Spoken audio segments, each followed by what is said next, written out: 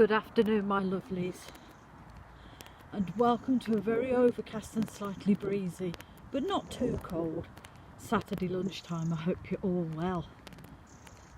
So today I'm on a split shift, so I should be going back later to work.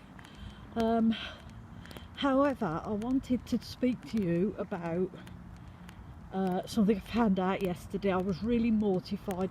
If I'd have known about it yesterday, I'd have popped out and done a video, but we'll have to do it today. So yesterday, I found out quite late last night, was the feast of Rhiannon. The 4th of March is the feast of Rhiannon. And I do hear quite a lot about Rhiannon. She does like to pop up occasionally, every now and again. Fleetwood Mac sang about her. I know quite a few people with the name of Rhiannon, so I thought we'd have a look into this lovely lady Rhiannon. Now, I'm not very good with Welsh names, so we will call her unsuitable suitor Mr. G and her husband Mr. P. So Rhiannon is a Welsh Celtic goddess. She is known for bringing tears, bringing sleep, dreams, nightmares, humanity, helping in a crisis, helping you when you're about to leave this world to go over to the next. So the story goes with Rhiannon is her family decided that they would marry her off to a man she didn't like, Mr. G.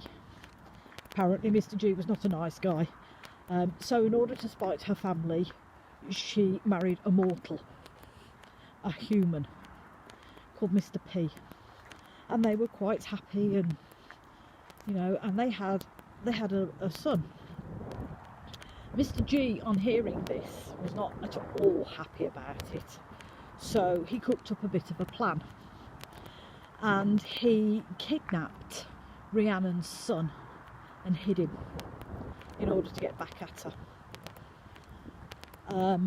He threatened the child's nursemaids that if they ever told who took the child, they would be in serious trouble.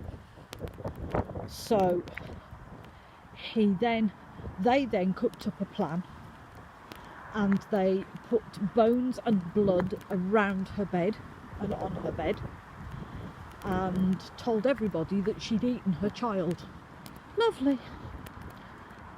Once this had got round, Rhiannon was obviously taken into custody and arrested, and the punishment for such things was death. Her husband, Mr. P, couldn't bear to see his wife killed, hung, however they did it. So he thought up another punishment, that she was to stand at the city gates and tell everybody who passed what she'd done, and if they wanted to go into the city, she would have to carry them through the gates and up the road on her back. This apparently went on for a few years, and apparently her son was found and was reunited with his mother and father, and her honour as a Celtic goddess was restored, and all was forgiven, apart from Mr. G. I don't know what happened to Mr. G, but yeah. So that's the story of Rhiannon, the Celtic Welsh witch goddess type person who guides the underworld, helps us cross over, who was accused of eating her child. How awful. All because of a jealous man. Shocking. So yes, as I say, yesterday was the feast of Rhiannon, and it's just nice to remember another Celtic mythology god or goddess. So yeah, it's quite good. So lovelies, I'm going home now for a cup of tea before I have to go back to work. So, look after yourselves, lovelies.